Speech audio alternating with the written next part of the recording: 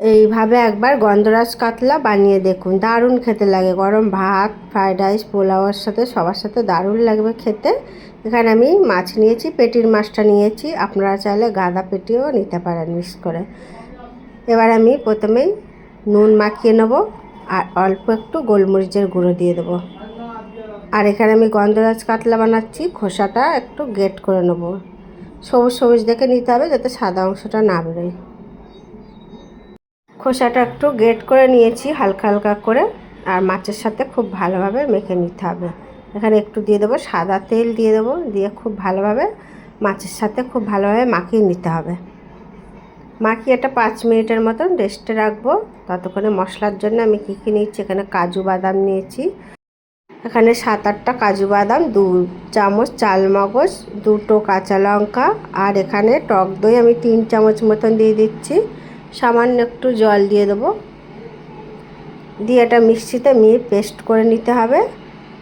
এটা পেস্ট করতে করতে ততক্ষণ আমি এটা ফ্রাইং প্যানে এখানে সাদা তেল দিচ্ছি। এই রান্নাটা সাদা তেলেই করব। তেলটা খুব ভালোভাবে গরম হয়ে গেছে। এখন মাছগুলো একটু হালকা করে ভাজতে হবে, বেশি কড়া করে ভাজতে দেবেন না, মাছের একটা স্বাদ আছে সেটা নষ্ট হয়ে যাবে। আর এই রান্নাটায় হালকা করেই মাছটা ভাজতে হয়। মাছটা একটু উল্টে পাল্টে দিয়ে একটু হালকা করে ভেজে নেব। জাস্ট একটা হালকা কালার এসে গেছে দেখুন, ঠিক এরকম। এবার মাছগুলো তুলে নেব। এবার ওই তেলেতে দিয়ে দেবো একটা তেজপাতা, একটা শুকনো লঙ্কা, একটা দারচিনি আর 2টো এলাচ, আর অল্প একটু আদা রসুনের পেস্ট দিয়ে দেবো। দিয়ে এটা খুব ভালোভাবে নাড়িয়ে নিতে হবে যাতে আদা রসুনের গন্ধটা চলে যায়, মানে কাঁচা গন্ধটা, আর মশলাটাও খুব ভালোভাবে ভাজা হয়ে যায়। আদা রসুনের কাঁচা গন্ধটা চলে গেছে। এর মধ্যে এখন আমি কাজু, চালমগজ আর টক দইটা এগুলো পেস্ট করেছি এটা দিয়ে দেবো, আর সামান্য একটু জল দিয়ে দেবো। দিয়ে খুব ভালোভাবে এটা একটু নাড়িয়ে নিতে হবে।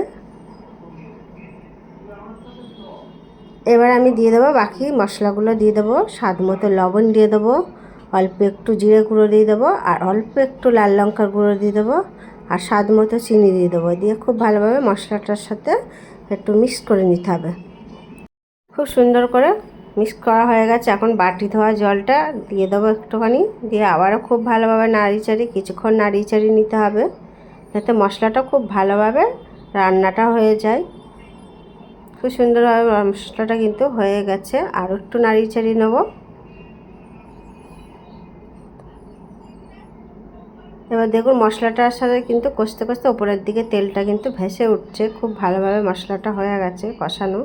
এবার এর মধ্যে একটু দিয়ে দেবো গন্ধরাজের খোসাটা, একটু গ্রেট করে দেবো, অল্প একটু দিতে হবে। গন্ধরাজের খোসাটা দিয়ে দিচ্ছি, দিয়ে আবার একটু নাড়িয়ে নিতে হবে। বেশিক্ষণ নাড়াতে যাবেন না, অল্প করে নাড়াতে হবে। জল দিয়ে দেবো, জলটা দিয়ে আবারও খুব ভালোভাবে মিক্স করে নিতে হবে। এবার ঝোলটা একটু ফুটে উঠলে দিয়ে দেবো এর মধ্যে মাছগুলো দিয়ে দিতে হবে। মাছগুলো দিয়ে দিয়েছি, এবার খুব ভালোভাবে একটু নাড়িয়ে দেবো। এই পিঠটা উপরটা করে একটু উল্টে পাল্টে দিতে হবে যাতে মাছটা দুই দিকটাই খুব ভালোভাবে রান্নাটা হয়ে যায়।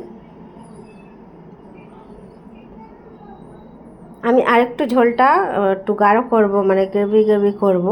মাছটা এই পিঠটা উপরে উল্টে দিয়েছি, দুই দিকটাও কিন্তু খুব ভালোভাবে রান্নাটা যাতে হয়ে যায়। রান্নাটা কিন্তু শেষের দিকে নামাবার আগে একটু দিয়ে দিতে হবে গন্ধরাজ লেবুর রস দিয়ে দিতে হবে, এতে খুব ভালো লাগবে একটা গন্ধরাজ স্বাদ। রান্নাটা একেবারে কমপ্লিট দেখুন, এভাবে নামিয়ে নিয়েছি। এবার আমি উপর থেকে গ্রেভিটা দিয়ে দিচ্ছি। খেতে দারুণ লাগে, এইভাবে খান, একবার খেলে বারবার খেতে ইচ্ছে হবে।